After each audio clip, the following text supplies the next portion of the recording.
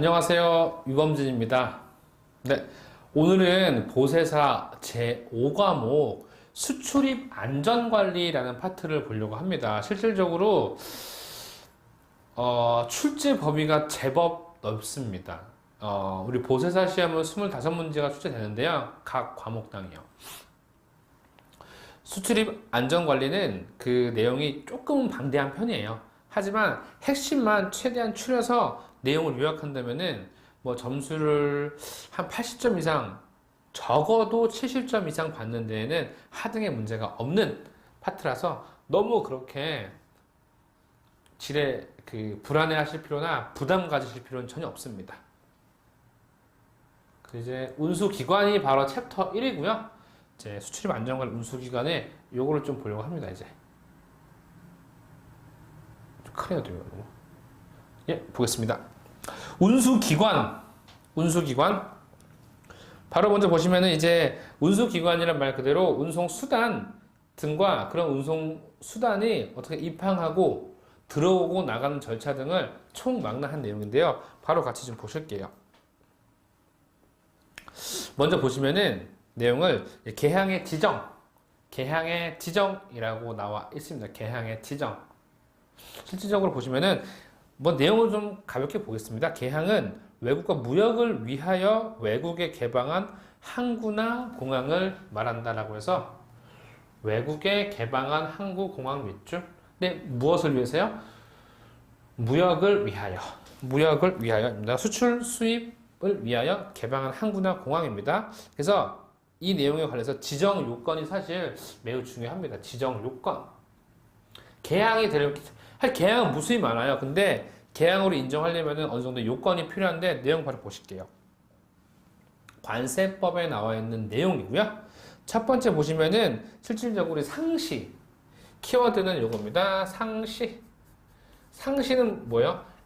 anytime 언제나 왔다 갔다 할 수 있다는 인도인데요. 보시면은 선박의 입항 및 출항 등에 관한 법률 또는 공항시설법에 의하여 외국 무역선이 상시 입출항할 수 있을 것. 외국 무역선이 상시 입출항할 수 있을 것. 근데 외국 무역선 그리고 기 있죠. 이 기는요 그겁니다. 외국 무역기. 외국 무역기를 얘기하는 겁니다. 외국 무역기. 그 다음에 이제 2번. 그다음에 사실 이제 2번부터는 보시면 인력 시설 장비라는 큰 틀이에요. 인력 시설 장비. 인력, 시설, 장비. 바로 내용 보실게요. 이런 것들을 갖춰야만 지정요건으로 인정받을 수 있는 겁니다. 국내선과 구분되는 국제선 전용 통로 및 국내선과 구분되는 국제선 전용 통로 밑줄이고 구분되는 게 별표예요. 구분돼야지 절대 통합돼서는 안 됩니다. 통합은 오답입니다. 전용 통로 및 그 밖에 출입국 업무를 처리하는 행정기관의 업무 수행에 필요한 인력, 시설, 장비를 확보할 수 있을 것.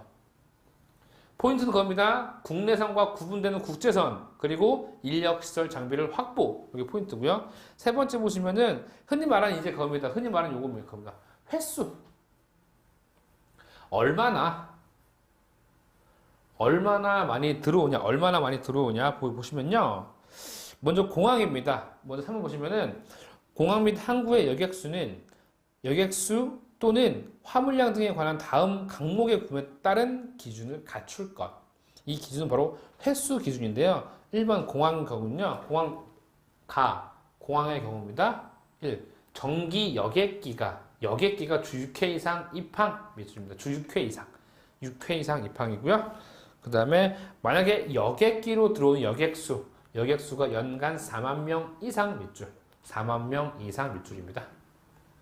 나 보시면 항구입니다. 이제 항구의 경우인데요. 항구는 5,000톤급 이상의 선박이 연간 50회 이상.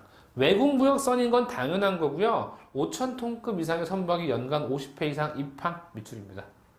정리해 보겠습니다. 첫 번째로 보시면은 개항이라는 게 살짝 정리해 볼게요. 개항이라는 게 무역을 위해 개방한 항구 공항입니다. 무역을 위해서요. 근데 반드시 개항은 그 지정 요건이 필요합니다. 보시면은 외국 무역선이나 외국 무역기가 상시, 수시로 anytime 입출항할 수 있어야 되고요. 반드시 국내선과 구분되는 국제선을 가지고 있어야 되고요. 이와 관련한 행정 업무를 그러니까 행정 업무를 처리할 수 있는 인력, 시설, 장비 등을 확보해야 된다 이겁니다. 이제 이런 것들이 갖춰지고 또 공항이나 항만 같은 경우에는 항구 같은 경우에는 특정적으로 왔다 갔다 하는 횟수를 또 정확히 숫자로 규정을 해놨습니다. 공항 같은 경우는 일단 정기 여객기가 주 6회 이상을 상시로 들어왔다 왔다 입항해야 되고요. 그 입항할 당시에 여객 수가 최소 연간 4만 명 이상은 돼야 됩니다. 항구의 경우는요, 당연히 외국 무역선이겠죠. 5,000톤급 이상의 선박이 50회 이상 입항이 예상되어야 됩니다. 예상되거나요. 다음 보겠습니다.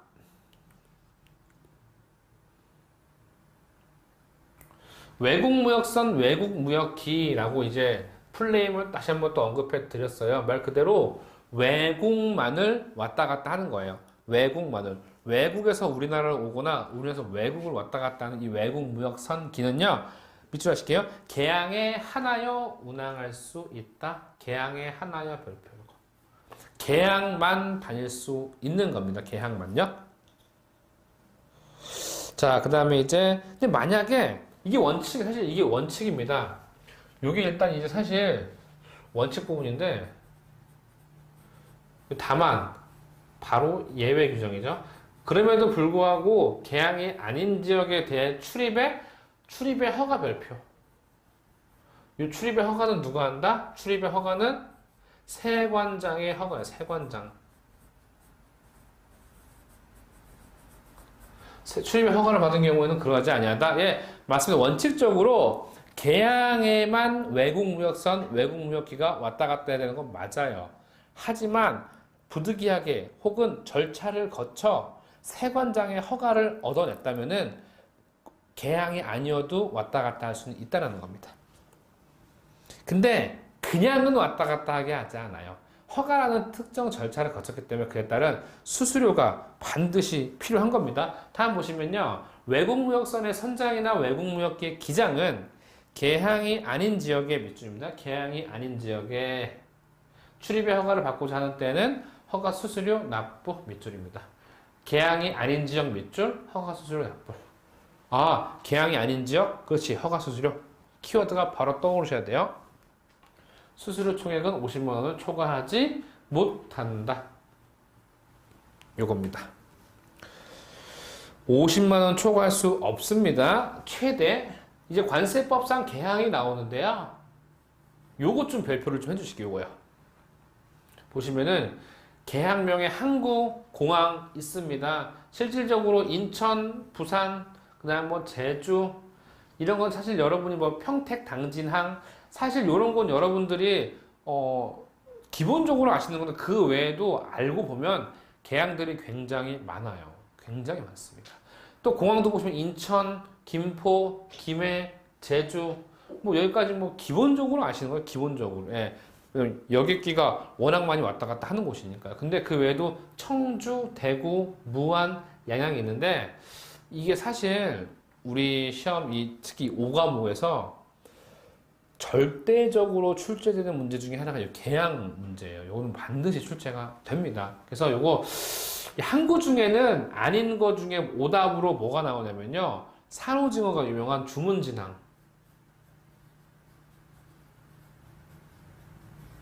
또 여기 공항에서도 아닌 오답이 뭐가 나오냐면요. 광주공항. 이게 오답으로 출제가 되더라고요. 오답으로. 예. 오답으로 출제가 되더라고요. 요거요. 이렇게 아시면 될 것 같고요.